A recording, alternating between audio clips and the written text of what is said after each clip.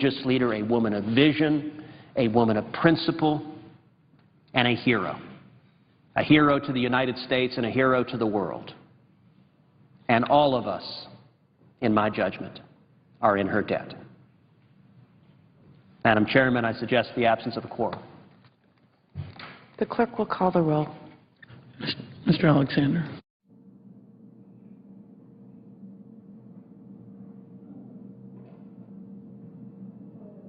Senator from Maryland. Yes, unanimous consent that the quorum call be dispensed with.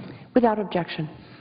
Madam President, let me begin by offering my deepest condolences on behalf of all the people of Maryland to the 20 students who lost their lives and the 6 adults at the hands of a single shooter at Sandy Hook Elementary School in Newtown, Connecticut on December 14, 2012.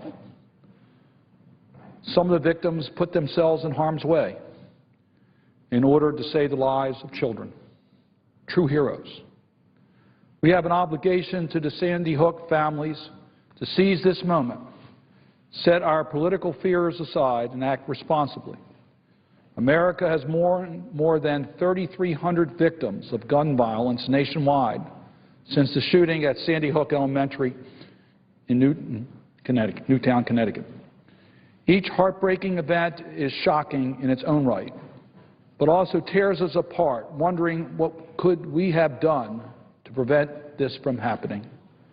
I am proud that the Senate has come together to engage in a real debate on what steps should be taken to minimize the risks of future shootings.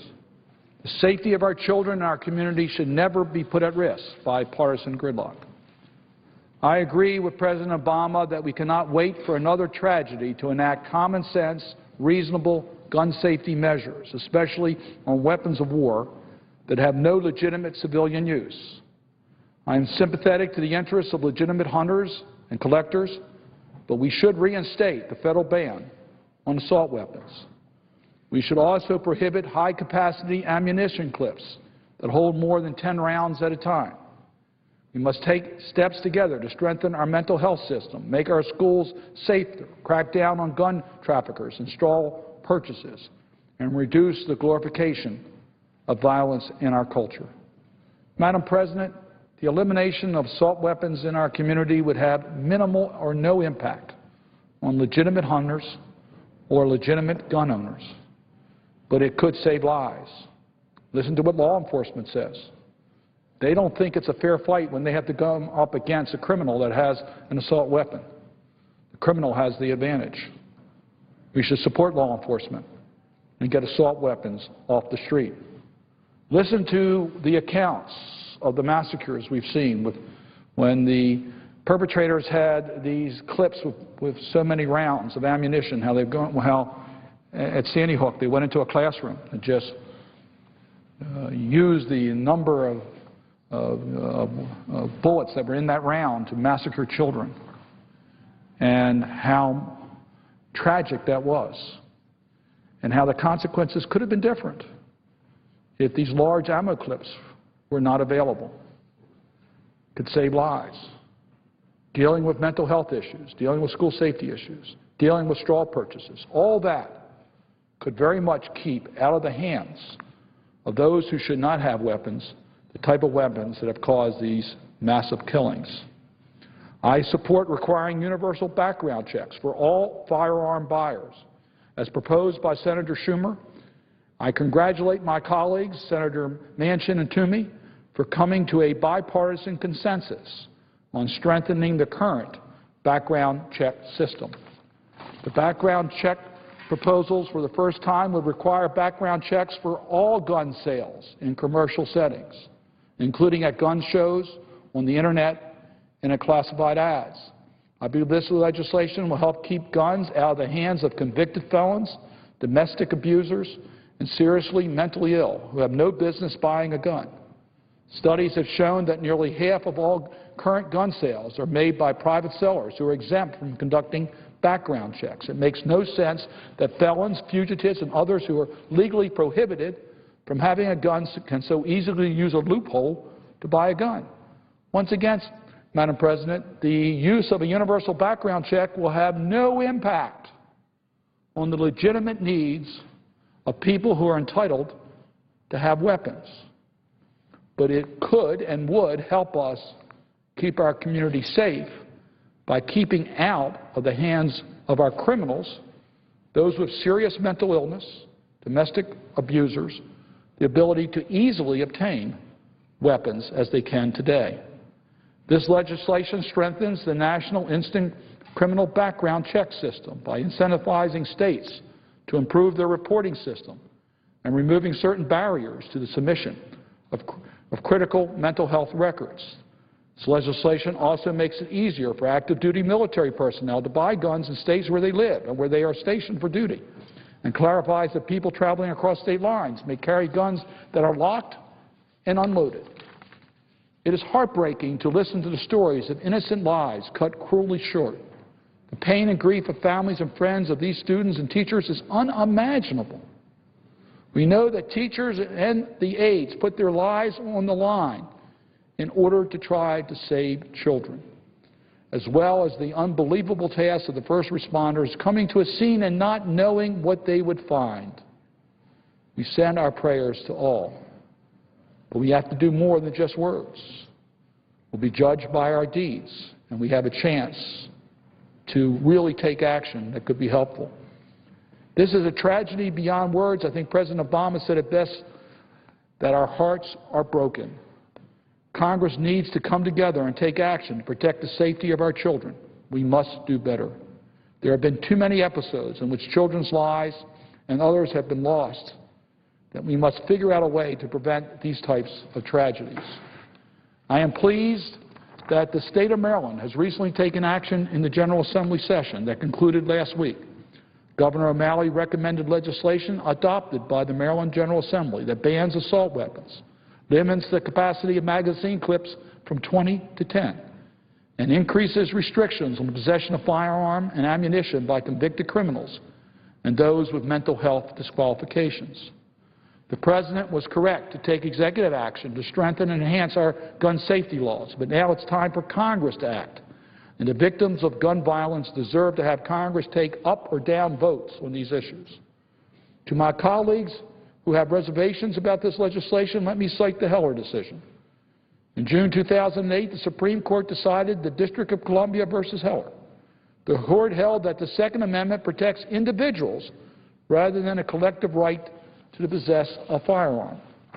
The court also held that this Second Amendment right is not unlimited and is not a right to keep and carry any weapon whatsoever in any manner for any purpose. Justice Scalia wrote for the court in that case, and I'm going to quote from Justice Scalia, as I quote, "Nothing in our opinion should be taken to cast doubt on the long-standing prohibitions on the possession of firearms by felons and the mentally ill, or laws forbidding the carrying of firearms in sensitive places such as schools and government buildings, or laws imposing conditions and qualifications on the commercial sale of arms," end quote. Justice Scalia recognized Congress's right, and I would say obligation, to make sure that those who are not qualified to own a firearm do not get that firearm.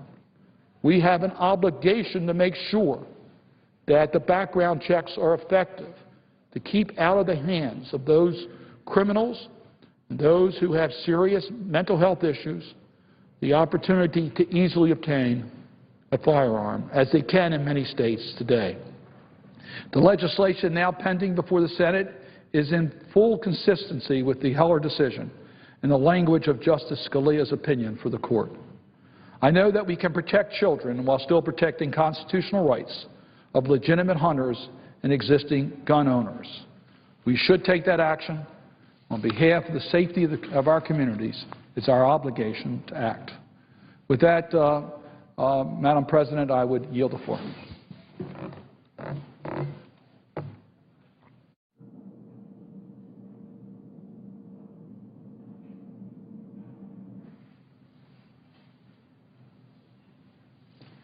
Madam President. Senator from Rhode Island. Thank you, Madam President. We are gathered here in the Senate in the somber shadow of the events in Boston at the Marathon.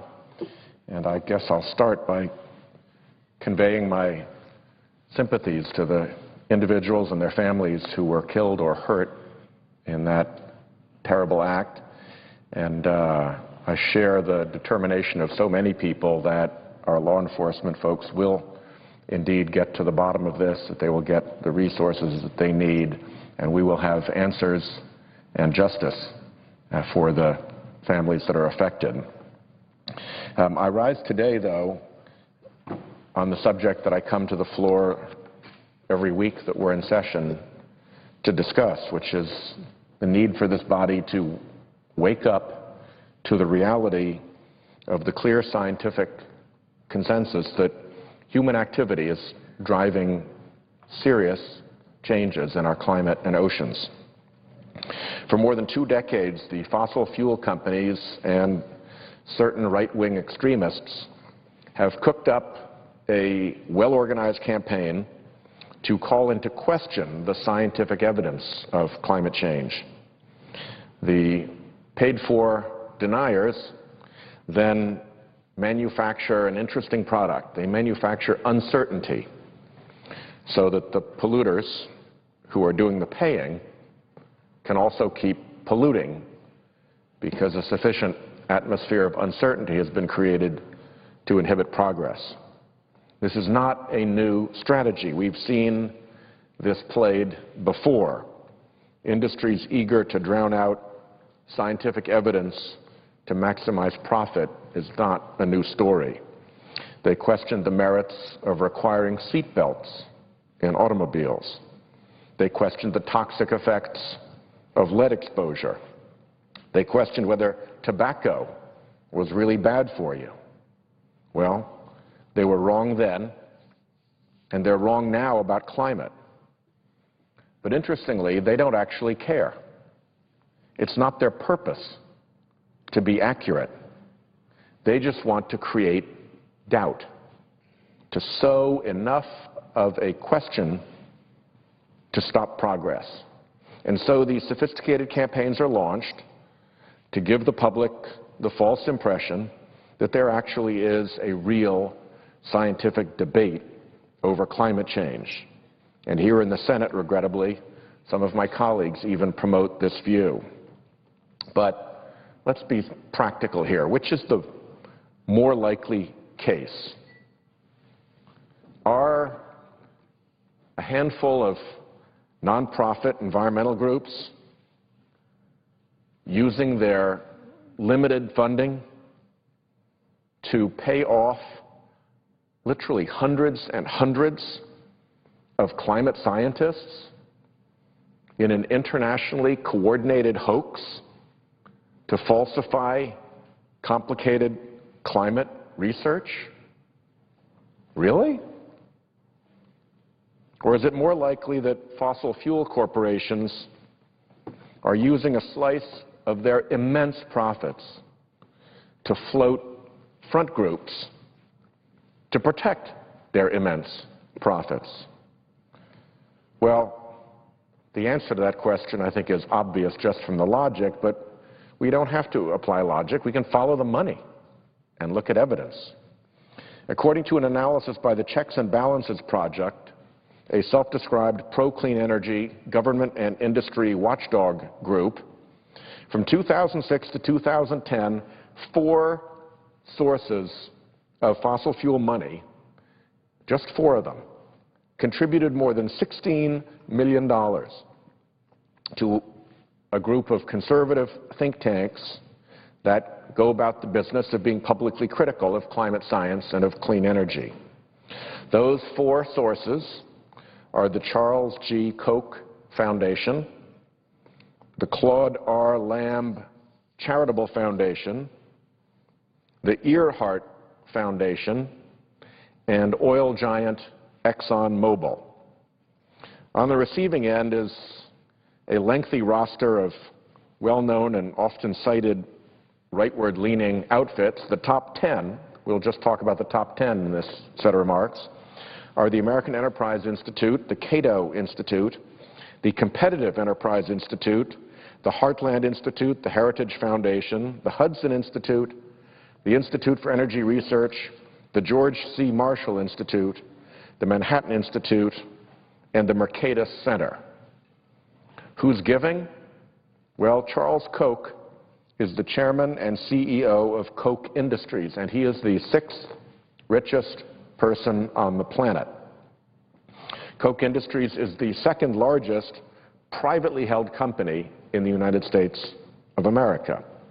Koch companies include the Koch Pipeline Company and Flint Hills Resources, which operates refineries with a combined crude oil processing capacity of more than 292 million barrels per year.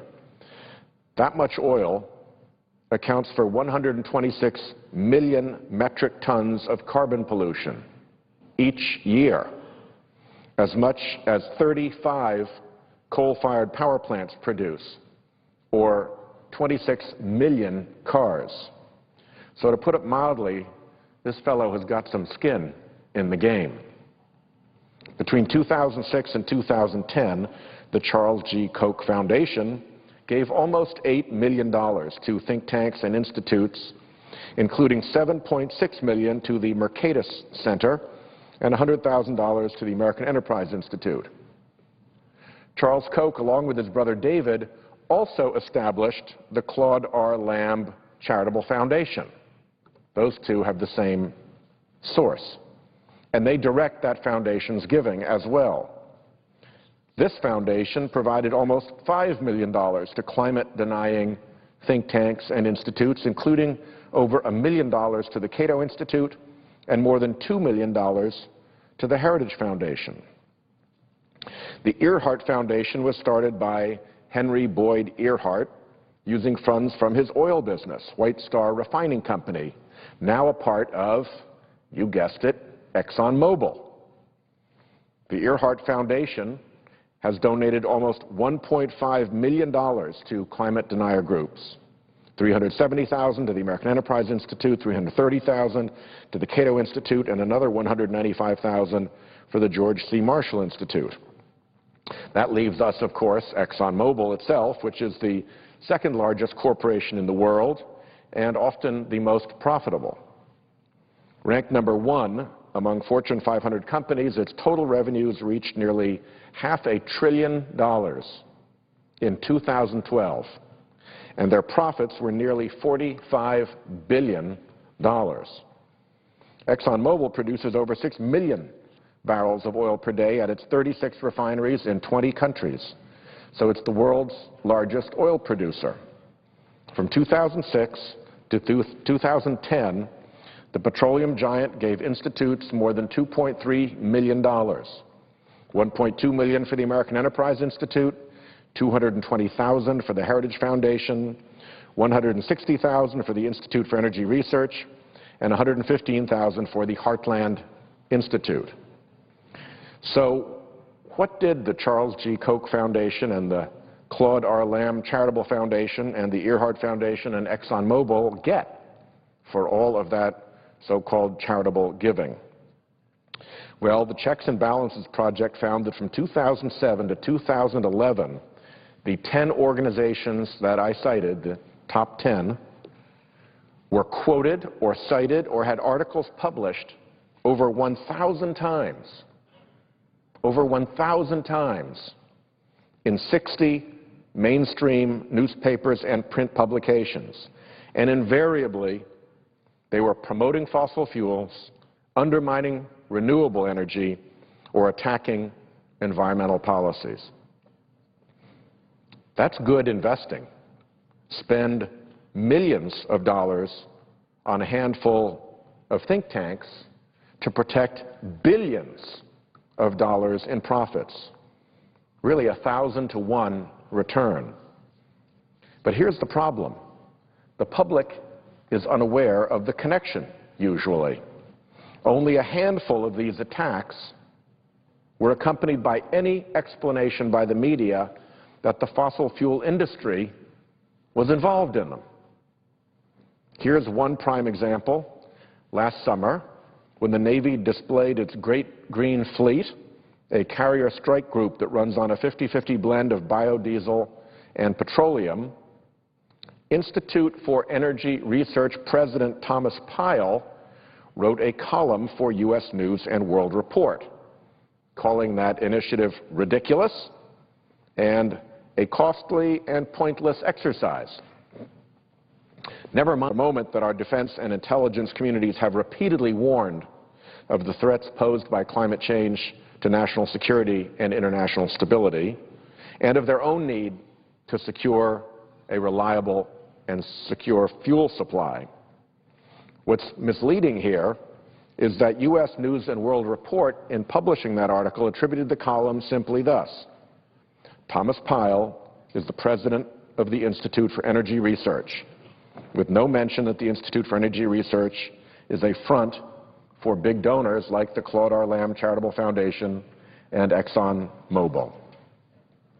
May I ask for an additional 5 minutes? May I have unanimous consent? Is there objection? Without objection. Thank you. The problem is that this is one example of a misleading practice that is the norm in the media. More than half of the time, media outlets do nothing more than state the name of the publishing organization, like Thomas Pyle and the Institute for Energy Research. Or they may add a functional description like think tank or nonpartisan group. The instances when the public described the basic ideology of the group, for example, as a free market or conservative think tank, amount to less than a third. In all of the media outlets reviewed between 2007 and 2011, the financial ties between the authors and the fossil fuel industry were mentioned a mere 6% of the time. 94% of the time, the fossil fuel industry funders got away with it. This chart shows some of the examples. The Washington Post ignored the financial connection 88% of the time. Politico ignored the financial connection 95% of the time. The Christian Science Monitor ignored it every time. USA Today ignored it 98% of the time, and the New York Times ignored it 90% of the time. So the scam of laundering money through independent-sounding organizations works. The media lets it work.